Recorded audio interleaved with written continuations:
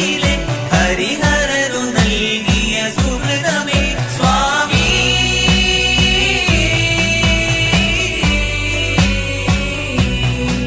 സ്വാമി